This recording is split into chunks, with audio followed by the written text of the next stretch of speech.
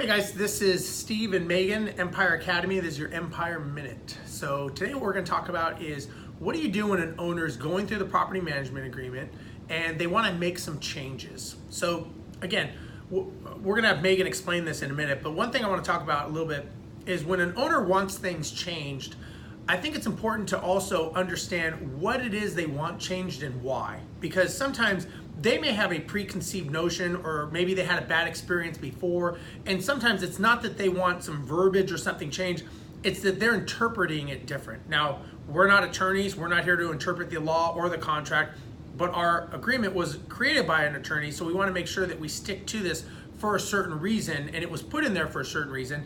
And really, it's put in there to protect the owner, it's to protect the tenant, and it's to protect us, the management company. So it's actually very fair. As long as everyone does what they're supposed to do, there's not a problem. But again, you're going to get some owners that have had bad experiences, or they may have some preconceived notions or something. So Megan, when you have an owner that says, hey, I want this change, that change, that change, I'm guessing that happens, first of all. Is that? Sometimes. It happens. So how do you handle that?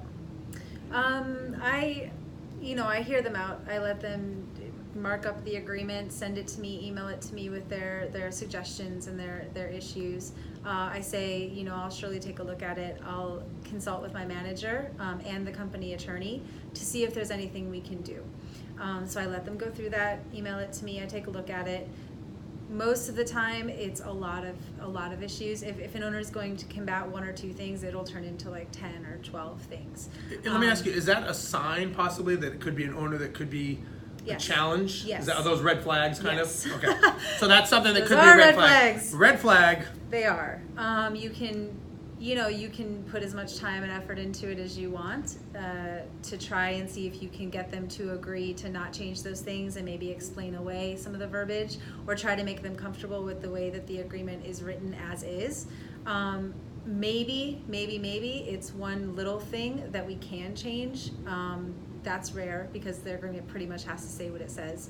I do say something like, with it being such a large company on such a large scale, it's just a lot of things that the attorney says, agreements are wrote up a certain way every single day, and it's just to protect everybody and just a basic template of what needs to be said. And just explaining it like that. A lot of owners that are going to take issue with a lot of those, they're not going to sign with us if we can't take out a lot of our verbiage, and there's nothing really you can do but give it your best shot.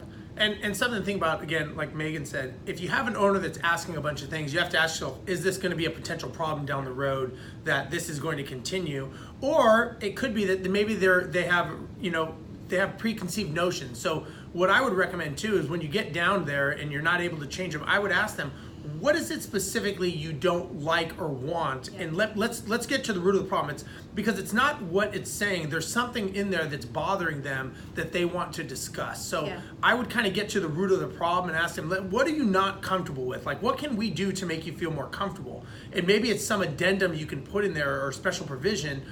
Maybe they don't want it to sit vacant, or they have a preconceived notion that it's something. So sometimes you just got to kind of push everything away and just ask them, like, what is it? Like, tell me what is the problem, and let's see if we can do it that way, because changing verbiage is not necessarily the solution, because we can't change the way we do things for one person. And one thing I would tell owners too is when they would ask that, I say, if I change this for you, the chances of a year or two down the road when this comes into effect, the property manager's remembering, they're not going to remember. It's not going to be able to be systematized, and what's going to happen is we're going to miss it.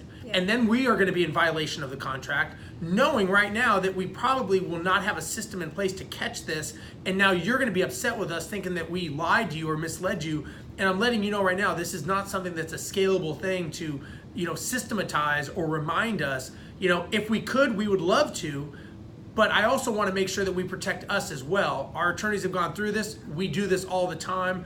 We manage properties. We are here for your protection. This agreement is written for you, for the tenant, and for us all to be as fair as possible. And that's what it is. It's as fair as possible.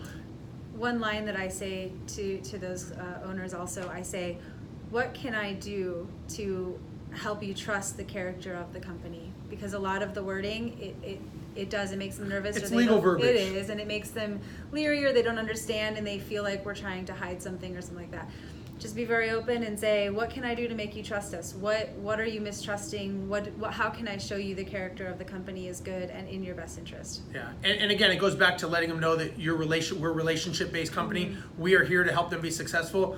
And let's face it, if we screwed over people, it would be online everywhere. We have the highest rated reviewed company online on Google, Facebook, Yelp, all these places. So we must be doing something right because we treat people correctly. So we are not out screwing people, and it's proof evident by our online posts. So you kind of got to back it up with the information that we have of our reviews and all the stuff that people have said about us to show, hey, look, if we were that bad, it would be somewhere. We wouldn't be a Better Business Bureau award winner, 4 years in a row. We wouldn't have all these awards. But again, it's just something that you're basically using the rational, logical thing that you're going, listen, come on now.